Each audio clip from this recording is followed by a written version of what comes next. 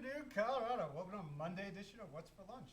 I'm your host, Larry Hers, and today is a special episode because in my old space that was 730 South, my old restaurant, is a great new restaurant called Natuyo, and we have Jose, we have Nathan, and Karina here. Welcome. Thank you so much.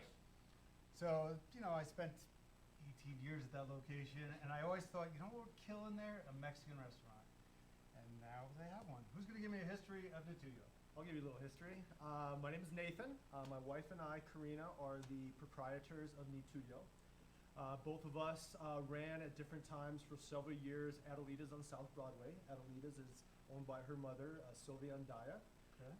It's featured as generational Mexican. So her recipes go back 3, 4, in some cases like Tres Leches cake, 6 generations. Wow. So we took the best of what she has been doing over the last 9 to 10 years, and things that she did for weddings, things that she did for special events. Really, her menu will never change. So this was an opportunity for her to do something new. So her executive chef, Adolfo Aguilar, he is from Mexico City. So what we say about Natuyo, they did the menu together. What we say about Natuyo is that it's Michoacan via Mexico City, because our ingredients are a little bit more upscale, and a little more cosmopolitan. So this is something that you would see in Mexico City and Guadalajara, and some of the nicer restaurants. And that's kind of the history of what we do. We came to 730 South Broadway 3 months. University. Sorry. Don't worry, I know where the restaurant is. Drove there every day. 730 South University 4 months ago, and opened up 4 weeks ago. So this will be our 5th week coming up. We're super excited to be in that neighborhood. Obviously, if you know anything about Denver, you pass this beautiful neighborhood every so often. You always think to yourself how cool it would be to have a space here. And so we were very lucky and fortunate, and worked hard to get a space in your old space. Yeah. All right. Let's talk about drinks because I'm thirsty. Sure. So first, these are our non-alcoholic offerings. So we have a horchata that is a traditional rice milk that we make every single day. In addition, to its right is a agua fresca. This one today is strawberry pineapple agua fresca. Agua fresca is traditional fruit water served in Mexico, so it's just pressed fruit with a little bit of water and a little bit of sugar. You do other flavors? We change the one flavor, but we change it daily. Okay. In addition to that, for the kids, we've got the Mexican sodas, of course, and we do a lemonade and then a fresh pressed raspberry lemonade, both done by hand. And those are nice offerings for the kids, in addition to all the other regular things that they can get, chocolate milk and whatever. The beverage program, my favorite and kind of where I'm from. I have a long history with working with Mezcal, 15 years in Denver in particular. I feel fortunate that I was one of the folks that was able to educate on why the spirits are so special and how they really represent the cultures of Mexico. So when I'm telling the story about the mezcals, I'm actually telling the story about Mexico itself. So it's a nice kind of holistic approach. We have 55 mezcals. There are... Where are you fitting that? Right?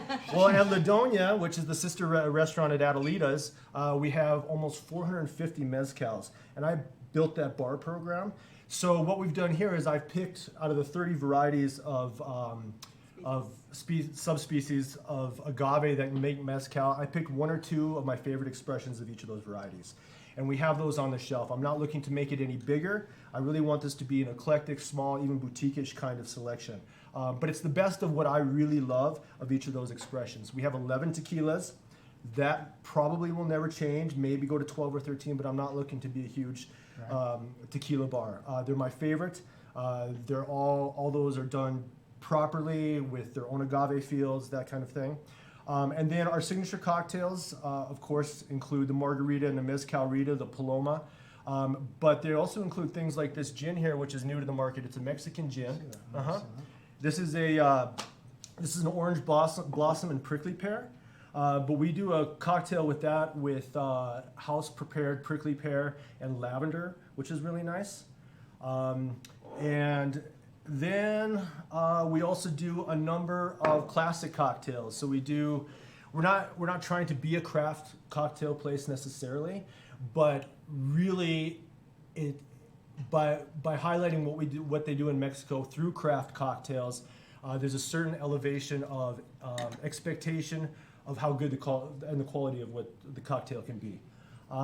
So we have a great cocktail list, and then of course we have a very small back bar, which represents all the other categories of liquor. We have Okay. 2 or 3 vodkas, 5 or 6 gins, and that's about it. Let's get into food You because got it. it's stunning. And what you're doing there is very unique. I haven't seen anybody do this concept. Explain the concept of the food. So molcajetes are really more or less an American phenomenon. Oh, really? Yeah. Molcajetes themselves have been used to make salsas Sure. and then to display that on the table, you know, at family gatherings or special occasions.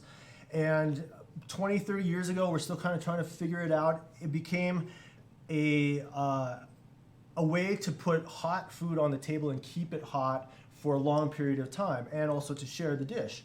And that was something that we think developed in the United States. You can date back in Denver probably about 15 or 20 years.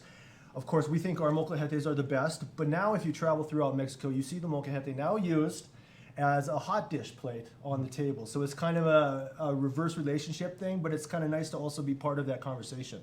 Let's talk about this one since I got on the close Sure, up. I'm gonna let Chef Jose, he'll talk about that. Okay, so we brought you guys two of our molcajetes. This is the Cielo Maritierra, which is a Mosel molcajete, and that one is the morisqueta. That one is made with pork ribs.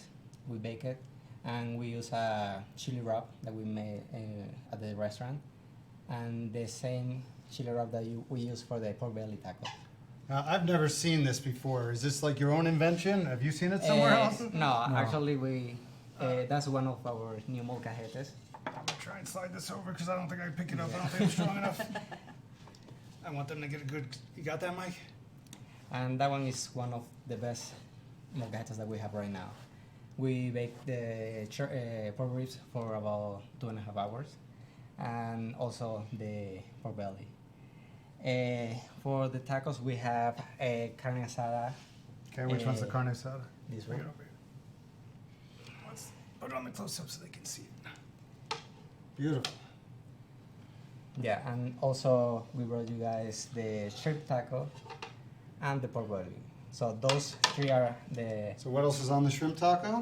So we have there some red cabbage and also chipotle pico de gallo, some avocado puree, and our shrimp marinated in chipotle chili oil. Beautiful presentations, and I think this is my lunch right here. Yeah. Yeah. We'll all fight over those two. For sure. So those are marinated in a chili rub with chipotle dry, and we bake it.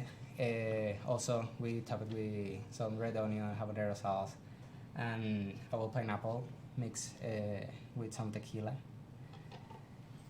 And that's also one of the favorites for people. That one right there is the aguachile. We cook the shrimp on lime, and then there is a jicama and a cucumber. Great In a summer. mix of jalapeno, serrano, and Nice, cool, Cilantro. refreshing dish for the Yeah. summer, right? that one there is the elote. We cook the elote, and then it's like the street elote from Mexico, and it goes with cotija, tajin, and also chipotle mayo. Is the kitchen still really hot? Yeah. Oh, that hasn't changed. I mean, Yeah. it's 100 degrees. It's Yeah. just and in that corner, forget it. It's Yeah. horrific in that corner. Oh, yes. Dessert. And, yeah, and that's all dessert. One of the three that we have, that's a translation. Okay. We also have sopapillas and flan. Those are really good. That's And we've been able to trace Sylvia's Tres Leches back 5 to 6 generations. We figure it's like that. Maybe even further, but those are the documented, at least testimonials that we have from her hometown. Mhm. Gotta love that. All right, what are your hours? Karina? So we are open Monday to Friday from 4 p.m. to 10. Tuesday through Friday. Tuesday to Friday, sorry, 4 p.m. to 10 p.m. Close And- Mondays. Yeah, Close close on Mondays. Mondays. Saturdays and Sundays, we're open 11 a.m. to 10 p.m. We're trying a small menu or a small brunch menu as well that we offer from 11 a.m. to 3 p.m. But we have the And is whole that- menu available. Is that Saturday and Sunday? Those Yes. did I see 4 or 5 items? Yeah. So we have chilaquiles, we have some breakfast tacos, we have pancakes and some fish toast. chilaquiles is my go-to. Yeah, and they're chilaquiles that you would have like you were sitting in the courtyard in Morelia, Michoacan, which is the capital there. It's just to die for. Do you take reservations? We are not taking any reservations at the moment. We're just taking walk-ins. So, yeah, you can always give us a call before you want to come in to see we happen to be on our way. Okay. And in case they don't know, what's the address? 730 South University Boulevard, Denver, Colorado, in Bonnie Brae area. Yeah. And there actually is parking there. There is, yes, There's yes, a parking yes. lot, And- tons on street parking. Yep, And no more meters, available. it's all free. Yeah, yeah, yeah. And walking to distance if you're in the neighborhood, either Wash Park or Cherry Creek. I think my customers called it stumbling distance. Ah, They would get pretty drunk there. Do you do any happy hour? We do have some happy hour. It goes from 4 to 5:30, and then we have 9 to close. We have food and we have some drinks under our happy hour. Awesome. By the way, in case you're wondering how to do this show, if you're ever coming on, these people did it right. Everything, drinks, food, even like decorations, bountiful, vibrant.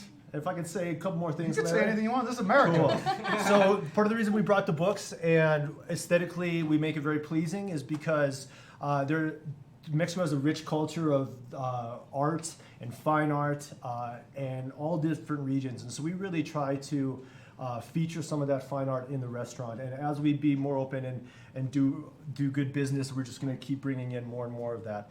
And I did want to explain that ni tuyo, the name, it means nor yours, which implies it's not mine, it's not yours, but it's ours together. Love that. Yeah. Great sentiment. Pleasure to meet you all. Thank you, I Larry. I definitely have to go visit you. I will be there and see what you did to my place. I'm sure it's better than when I had it. We'll be back for What's for Lunch tomorrow, Taco Tuesday edition with Carrera's Tacos. No surprise, I'm having the pork belly with the pineapple. Let's eat! So good.